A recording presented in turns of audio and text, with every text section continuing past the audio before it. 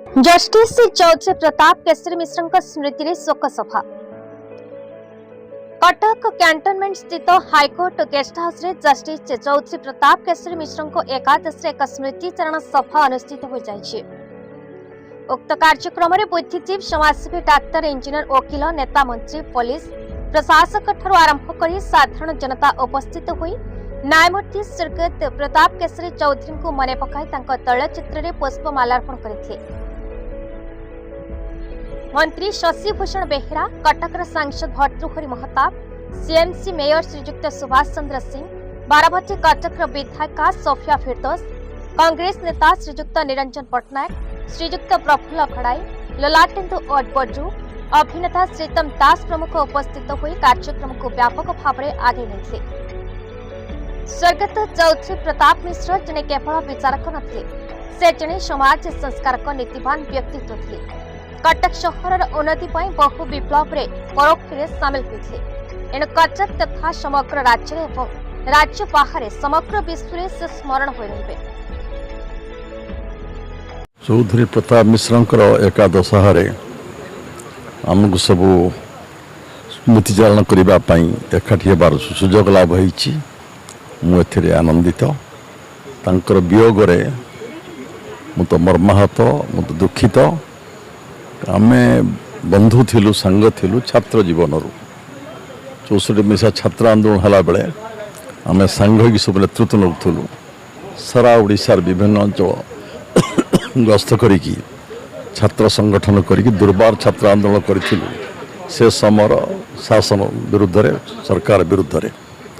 ता परवर्ती अवस्था मध्य जतबे वकिलाती कले विभिन्न सामाजिक कार्यक्रम भितर थिले आम तांका मिसिबार सुजोग जुटी एवं जस्टिस भाव में रहीकि मध्य से जड़े समाज संस्कारक भाव में समाज गरीब लोक न्याय देवाई कृषक आंदोलन कहतु, छात्र आंदोलन कहतु, शिक्षक आंदोलन कहतु, सर्वोपरि निशा निवारण आंदोलन मध्य से अग्रणी भूमिका लाभ करुले। आज जड़े महान व्यक्तित्व को आज ओडिशा हरई, महान समाजसेवी समस्त को हरई। आत्मार सद्गति प्रभु जगन्नाथ पाखे प्रार्थना करुच्ची। चौधरी प्रताप मिश्र खाली न्यायमूर्ति थिले जमती जने समाज संस्कार परिचय बेसी थिला। मु 80 दशक दीर्घ 45 वर्ष संपर्क।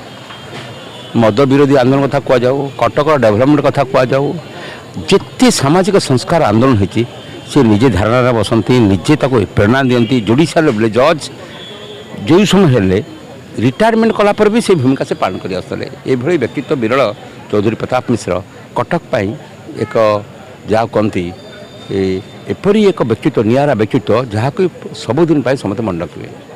न्यायमूर्ति चौधरी प्रताप केसरी मिश्र आज नहांती एकादश आज